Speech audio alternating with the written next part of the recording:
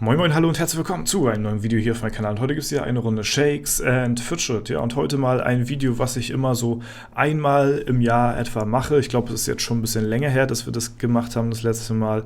Und zwar gucken wir immer so, ja, wie gesagt, grob einmal im Jahr auf den allerersten Server, der erschienen ist hier in Shakes and Fidget drauf und gucken mal so, was passiert ist, wie weit die Leute dort sind und ja, gucken deren Stats an, deren Accounts etc. pp, was sich da so verändert hat, ne?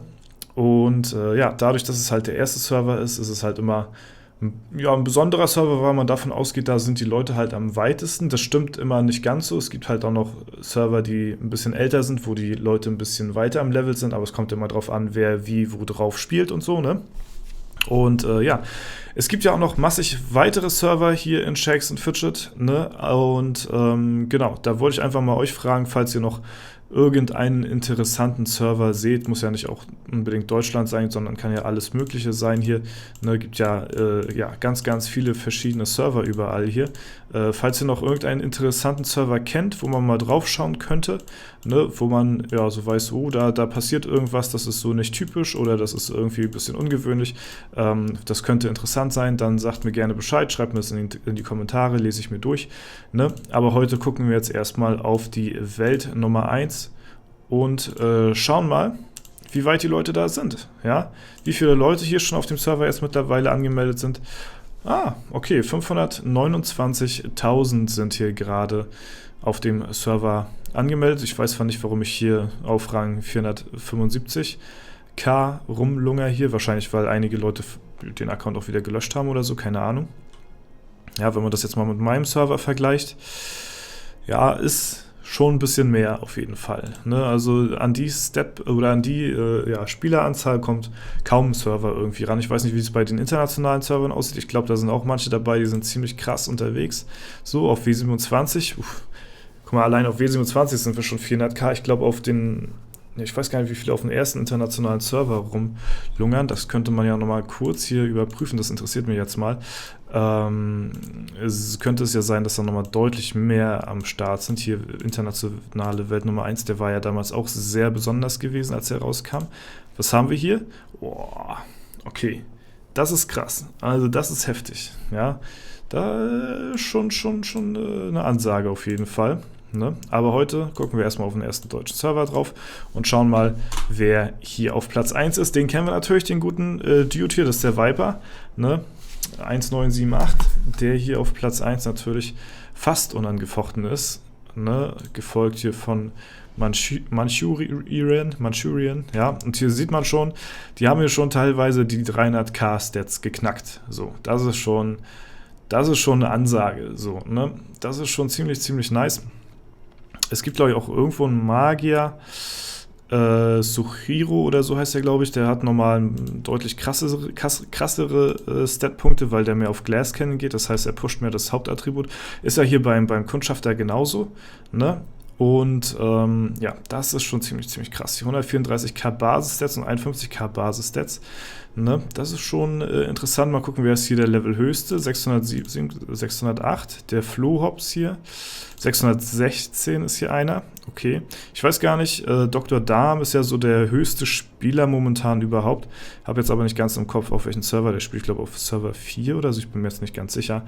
Aber der ist, glaube ich, schon, der müsste, glaube ich, in den 620ern sein, bin ich mir aber jetzt nicht ganz sicher. Ach, guck mal, hier ist ja sogar der spielt ja hier sogar auf, ja, auf Server 1. Alter Schwede. Also das ist halt komplett Glass Cannon so, ne? Das ist ja krass. Ne? Also wenn man jetzt einfach mal vergleicht, Basis-Stats, der hat einfach mal weniger hier reingepusht als ich. Da bin ich sogar schon vor ihm. So, ne? Aber das Hauptattribut, das ist ja einfach mal unglaublich krank. 349, fast 350k Intelligenz. Uff.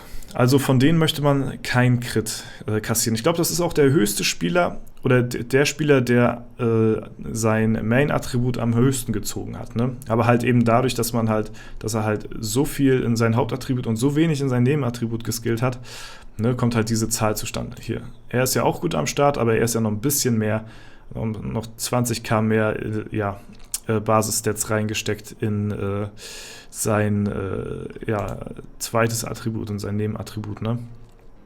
Das ist schon eine Ansage hier. Was sagt die Spanne? Okay, die Spanne geht natürlich noch deutlich deutlich mehr. Ne? Da habe ich auch, glaube ich, noch eine höhere Spanne. Seine Sachen sind hier 10-mal verbessert. Okay, das ist das Interessante hier. Der Viper, der hat zum Beispiel hier seine Sachen kaum verbessert. Das hatten wir ja mal in einem Video angesprochen. Hat dafür aber richtig krasse Basis-Stats. Ne? Und das ist halt eben das, was hier den Viper halt ausmacht. Ja, ich weiß nicht, wie hoch seine Kristalle sind, die er momentan gesammelt hat. Ne? Wenn er die mal irgendwann upgraden will, wird das auch nochmal interessant werden. Ne? Und ansonsten schreibt mir mal gerne in die Kommentare, ob ihr auch sowas feiert hier. Ne? Wie gesagt, ich mache das einmal im Jahr, dass man mal hier auf den ersten Server mal so raufschaut.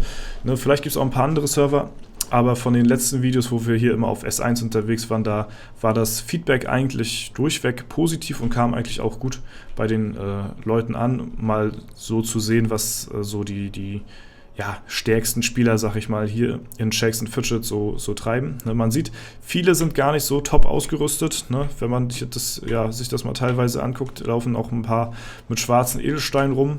Ne, die lassen das dann eher chillig angehen, was halt deren Vorteil ist. Die spielen halt schon über 10 Jahre, über 11 Jahre, teilweise 12 Jahre. Ne, und sind natürlich dann statpunkt-technisch ziemlich heftig unterwegs. Ne? Da komme ich noch nicht ganz ran, das ist klar. Aber ich ziehe auf jeden Fall weiter durch, um dann eines Tages vielleicht mal auch ganz oben mitzuspielen. Ne? Falls die mal weniger machen oder ganz rankommen werde ich da natürlich nie, das ist klar.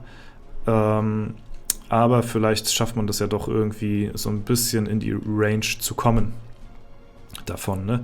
Ja, also das beeindruckt mich hier sehr, sehr krass, ne? Das ist heftig auf jeden Fall. Hier die fast 350k. Wir können mal einen Angriff gegen ihn machen, mal schauen, wie krass wir hier weggekrittet werden, hier von dem Dude, ne? Mal schauen, was wir hier für Crit-Treffer kassieren gegen den Spieler, der am meisten Damage austeilt, wahrscheinlich in ganz Shakes and Fidget, ne? Mal schauen. Was interessant wäre, wir könnten uns hier noch, das machen wir mal noch schnell, wir erstellen uns einen Berserker auf Server 1 hier, das hatten wir, glaube ich, beim ersten Mal auch gemacht, hat den Grund, weil der Suchiru, ich hab's nochmal mit dem Namen, ich komme am Berserker nicht ran, hallo, ich möchte gern die Locke da hinten, dankeschön, man kann, glaube ich, auch so, stimmt, Pfeiltasten gab's, ja, lol. Grund natürlich dafür, ja, ich lösche die Accounts gleich wieder, ne? Keine Sorge hier, doppelte, von wegen hier mehrere Accounts auf einen Server und so, ne? Grund natürlich, der Berserker kassiert natürlich doppelten Schaden von Magiern, deswegen hier nochmal interessanter, wenn der einen Crit kassieren würde. Und das ist einfach mal ein 2 Milliarden Crit. Das ist einfach mal ein 2 Milliarden Crit hier von Suchiru. Wäre interessant, wenn er noch die Max-Spanne noch ergattern würde, ne, wenn man sich das mal vergleicht hier mit 590ern in unserem Bereich, 5200, ich sag mal so, wir finden schon so 5500 kann man auf jeden Fall finden. Ne. Hat jetzt hier gerade zufällig, glaube ich, keiner so eine hohe Schadensspanne von der Anzahl hierher, die haben alle mehr so 5200, die Magier haben, glaube ich, alle mehr so PvP-Waffen, 5300 ist hier eine, aber da geht auch noch deutlich mehr, 5400 hier einer, ne?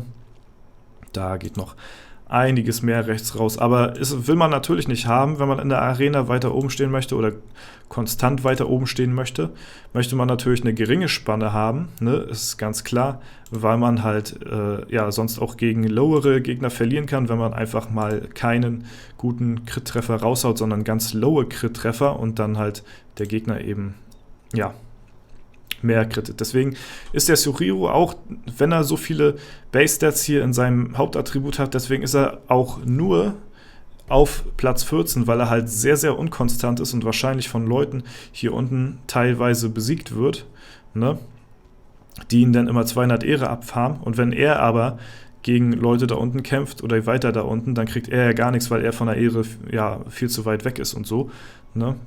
Dafür kann er auch Leute wie Viper wahrscheinlich auch wegkritten, ne? Was normalerweise nicht gehen würde, wenn er sich ja, konstanter aufgeteilt hätte in den Basis-Stats, ne? Das ist natürlich, ne? Das ist halt eine komplette Glass Cannon. 2,6 Milliarden, so wir gucken mal spaßenshalber, was hier der höchste Crit-Treffer ist, den er hier uns geben kann, ne? Ich selbst hatte, glaube ich, auch schon mal 2 Milliarden Crits rausgehauen, aber das war halt gegen Dungeon-Gegner und da haben sich die Kämpfe halt hochgeschaukelt, sag ich mal, ne? Und umso länger die Fights dauern, umso höher werden ja auch die Entschuldigung, umso höher werden natürlich auch die ja, wird der Damage-Anteil, ne? Und wenn man sich mal überlegt, der haut hier 2,6 Milliarden in seinen ersten Crit raus, möchte ich mal gerne wissen, wie viel so er raushaut gegen, ja, also gegen so ein paar Dungeon-Gegner, wo sich die Kämpfe so ein bisschen höher schaukeln, ne? Aber ich glaube mal, so hoch werden sich die Kämpfe gar nicht schaukeln, weil er halt eben nur als Magier 278 Millionen Leben hat. Das ist nicht viel. Ich weiß, Magier haben eh nicht generell viel Leben, aber wenn man halt ein bisschen konstanter Damage machen will, dann müsste man auch ein bisschen mehr in die 60-40 oder 55-45 Richtung gehen von der Skill-Aufteilung her. Und das ist hier einfach, keine Ahnung, das ist, ja, weiß ich nicht, 80-20 oder so vom Verhältnis her. Keine Ahnung, Alter. Ne? Das ist schon ziemlich krass. Aber auf jeden Fall interessant. Ne? Ja, gut. Ansonsten Viper natürlich hier auf dem Server einer der Spieler, der halt auch ja, international ziemlich krass abschneidet. Ist jetzt gerade hier auf Rang 7 momentan. Ne? Aber man darf halt auch nicht vergessen, sein Equipment ist halt eben, da kann man auf jeden Fall ein bisschen was ausbauen. Ne? Aber er spart sich da halt eben sehr viel aus. Das ist halt bewundernswert auf jeden Fall, dass er halt hier als ja, einer der stärksten Leute überhaupt in Shakes & Fidget da jetzt nicht so viel drauf gibt oder weiterhin mehr oder weniger Free-to-Play oder nicht Free-to-Play bleibt, aber halt ziemlich pilzsparend auf jeden Fall unterwegs ist. So, ne? Ja, wer es nicht gesehen haben sollte, ich hatte ja schon 2 Videos mit dem Viper zusammen gedreht, wo ich in seinem Account drin war und euch den Account gezeigt habe. Ne? Auch ziemlich interessante Sache auf jeden Fall. Und ja, das ist das, was sich so tut hier auf dem allerersten Server von ganz Shakes & Fidget. Ne? Hier spielen ja auch ein paar Leute drauf, die ja auch ein bisschen bekannter sind, auf jeden Fall in der SF-Szene. Ne? Der Community Manager Cotti ist ja hier auch mit seinem Account hier drauf. Ich weiß jetzt nicht, ob ich den Namen jetzt hier erwähnen darf oder ob er mehr so undercover bleiben will.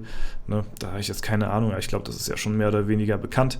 Ne? Und ansonsten ein paar, glaube ich, vom Entwicklerteam und aus dem Forum sind hier auch noch mit dabei. Irgendwo, ne? Ja, gut. Das soll es soweit gewesen sein. Wenn euch das Ganze gefallen haben sollte, lasst gerne eine Bewertung, Kommentar dazu da.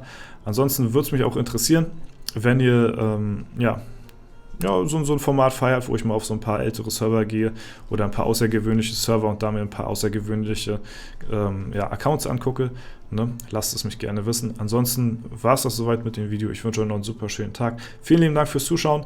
Haut rein und bis zum nächsten Mal.